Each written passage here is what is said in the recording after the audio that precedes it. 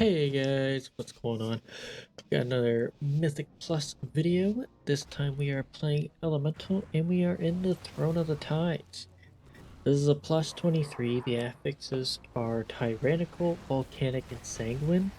So they aren't very friendly to Elemental. Volcanic is kind of meh, but Sanguine causes the tank to have to move the mobs a lot. So as you can see, I'm losing a lot of Earthquake value. And Tyrannical, it's kind of meh. But I'm not going to be talking about this key specifically. I want to talk about the recent buffs to Elemental, and I'll touch up a little bit on the hero talents, but I do have a full video on that if you want to check it out. And also what's to come in the future season that they announced. And yeah.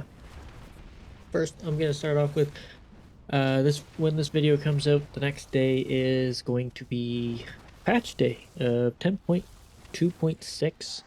They haven't said anything that I know of on it, but I'm kind of excited, and I'm gonna assume there's gonna be some changes involved too.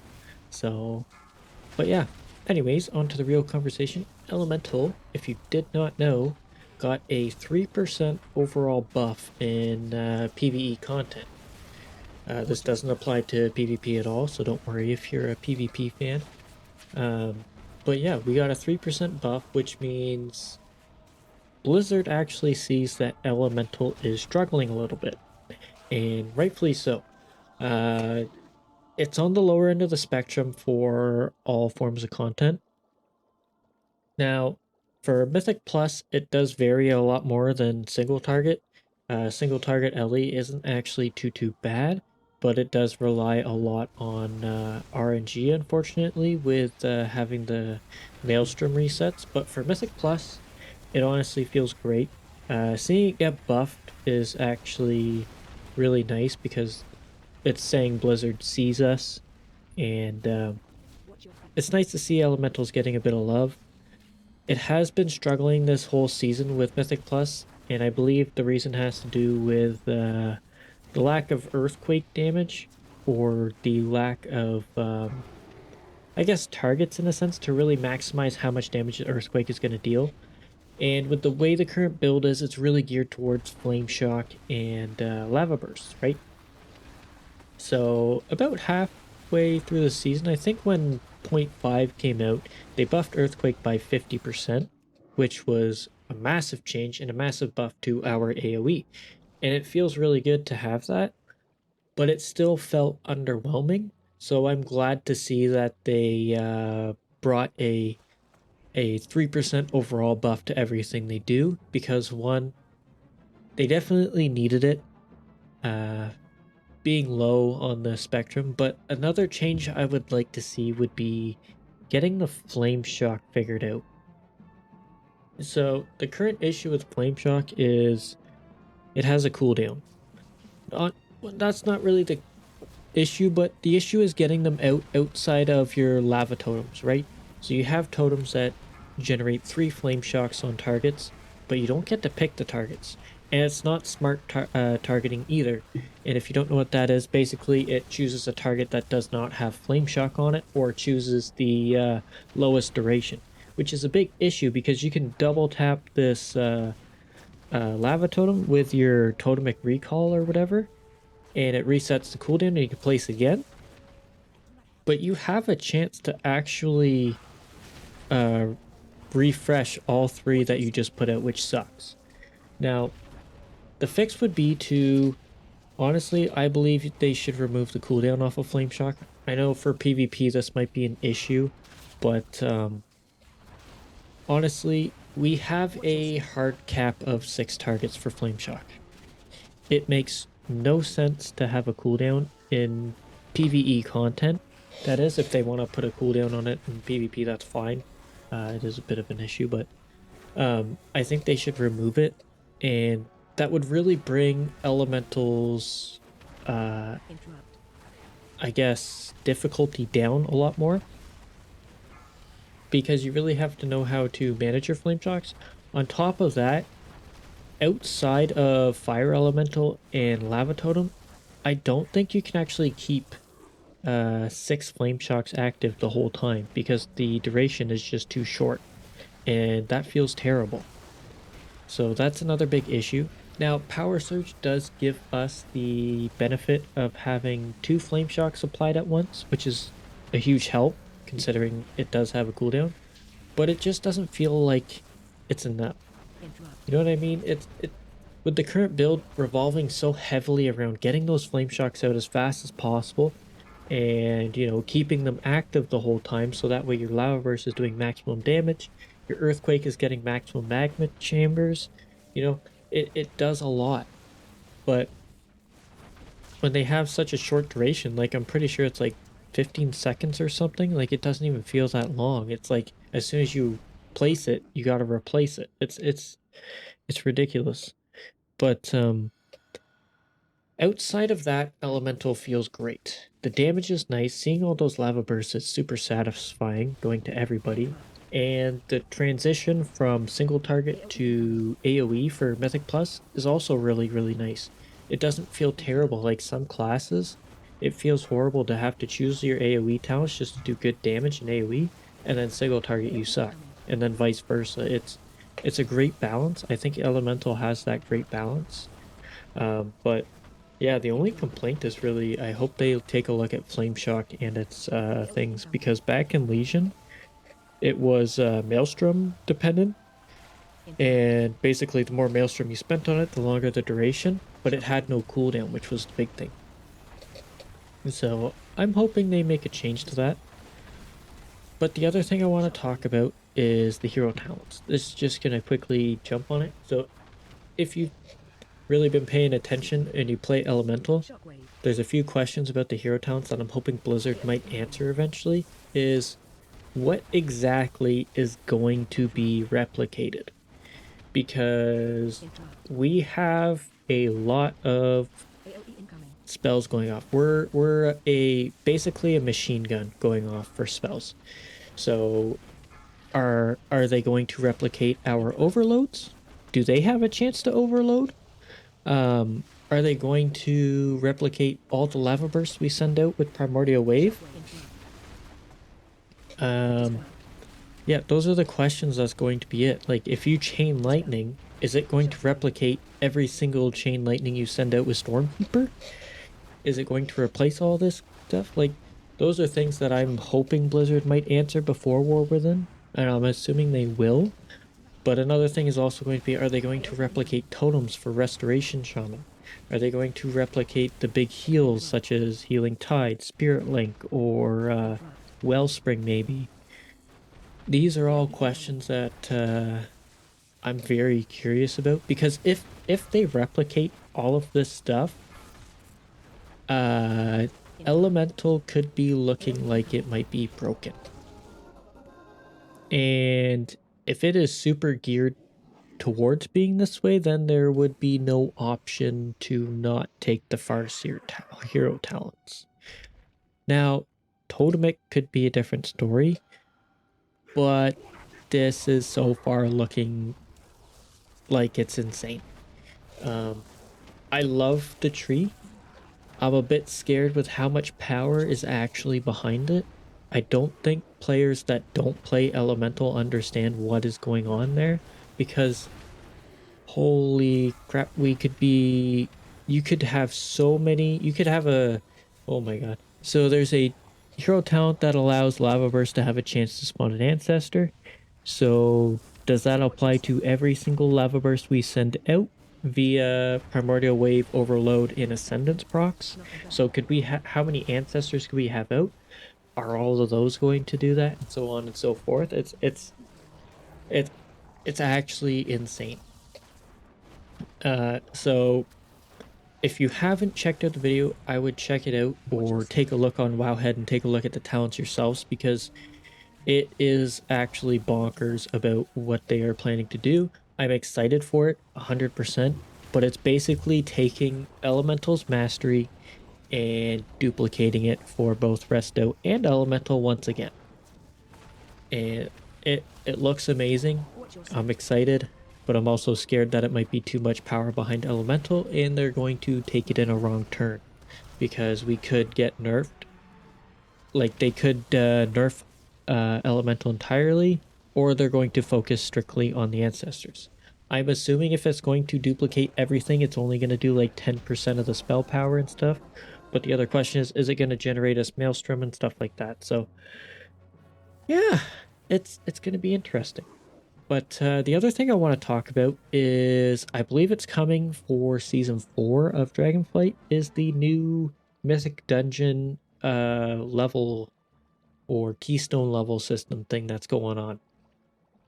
So if you didn't know, they are trying to shrink the gap between a new character starting out in Mythic Dungeons and the top dogs, essentially is what I call them. So I believe, if I remember correctly, I'm not currently looking at the WoW head thingy, but it is going to go from uh, they are hoping it's going to go from +2 to roughly +10, and then the top guys will push further there. I think our like the maximum key that you can get where you can get the best gear is going to be a +10 is what I think I remember correctly.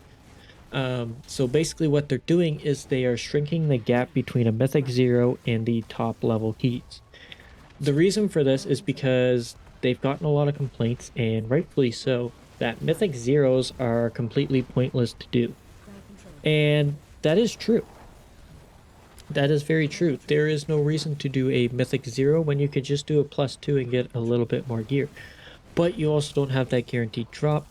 And the fact of the matter is there's such a different item level difference between a Mythic 0 and a +20 currently that they want to shrink the gap. So they want to make you gear faster through Mythic. Now, the difficulty, I believe, of the dungeons are going up for the Mythic Zeros. So I'm not sure exactly what it's going to look like, but it is kind of nice to see them want to shrink this gap because it is quite a significant gap. If you're doing a +2, you're like, oh man, I got to go all the way up to a 20. That's going to take forever to build my key, right? But if you're going from a +2 to a +10, it's like, oh, that's only like, if you +2 it every time, 5 runs, right? Rather than 10. It's a huge difference. And I'm hoping that it will help out a lot. Uh, I'm really hoping that people will be more enticed to do Mythic Plus because I enjoy it a lot, but healing sucks, so don't do healing. Actually, do healing so I don't have to, please. Um, but yeah, I'm curious to see how the difficulty level is going to go up. Now, they did do a kind of a spreadsheet or a timeline thing about it, but you can't really tell until you do the dungeons.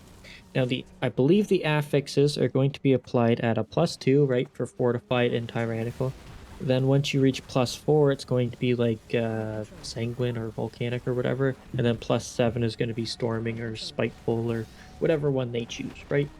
So I'm also curious to see what affixes they have chosen for the season.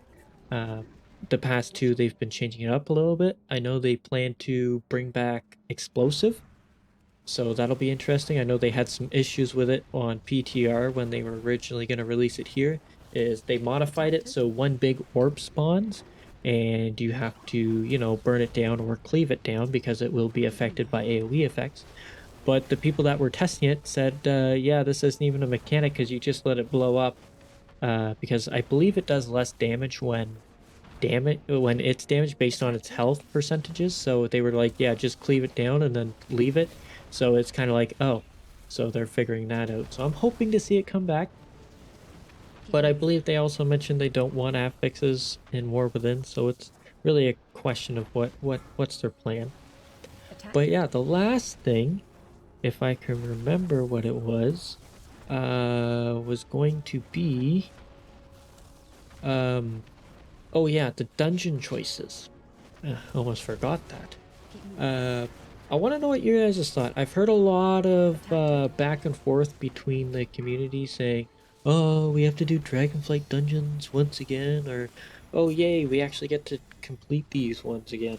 So, in my opinion, I am excited to do the Dragonflight dungeons once again. I thought they were quite nice. A little bit unique to Dragonflight itself. You know, you have a little bit of dragon riding with Oharian Plains.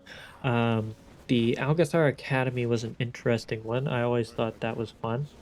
It was kind of annoying in some cases too, but yeah.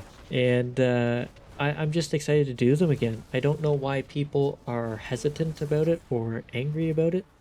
I understand that, oh yeah, we've done these, they were at the start, but we've only done half of them each season, right?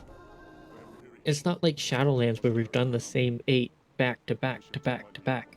We got 4 of them plus 4 random ones, and then we got another 4 of them plus 4 random ones, and then we actually only did 2 of them, being Dawn of the Infinite, and 6 other ones. So I'm actually really excited to do them once again. I really enjoyed them. Brackenhide was also a great one with a few interesting and a very annoying mechanics, but it's fun. And plus, if correct, I believe they might add a faded affix to it of some sort. I know they will for the raids. And speaking of that, the raids will be rotating, which is a big thing for me. You're not doing the same raid every single week, which was kind of but I'm excited to do them again and see what mechanic they added, because in Shadowlands they added some form of faded mechanic where you had to do it, and each boss was had a unique one or something like that. So I thought that was very interesting and a great way to end the season. I know in Mists of Pandaria they got a lot and a lot of uh, feedback about Siege of Orgrimmar being out for, I think it was almost a year entirely on its own. So they don't want that to happen again. And I'm very, very glad to see season the season 4 of Shadowlands was very successful too in its own right. Like Shadowlands itself sucked, but it's had its ups and downs, right? And season 4 I thought was a great way to end the expansion, right?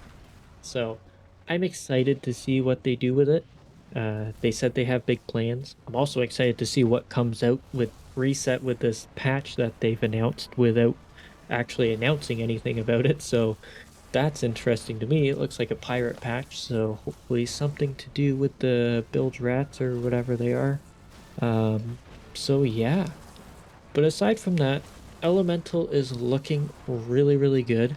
The tier set this season is also going to carry over into season 4, which is exciting because I really love this fire build. It's a lot of fun. Earthquake is great, and I'm glad they buffed it as well as the entire kit.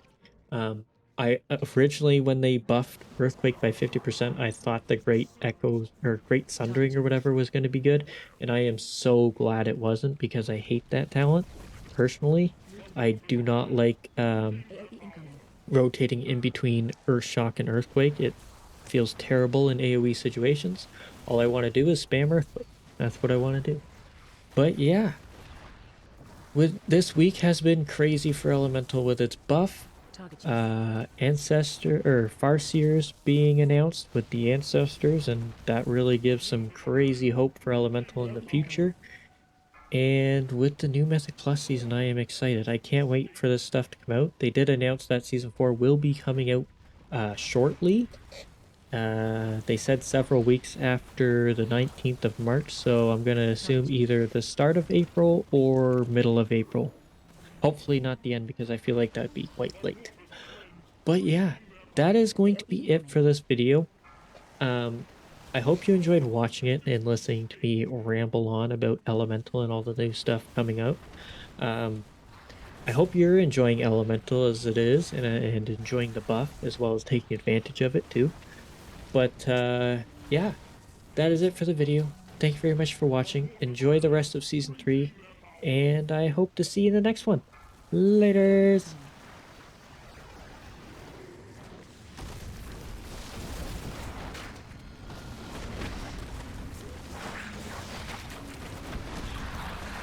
Target you.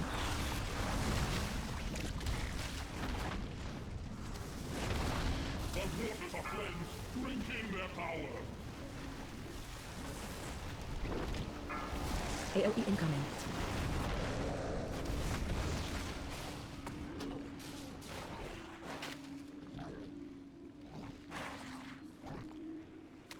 Phase 2. Behold the power of pure water.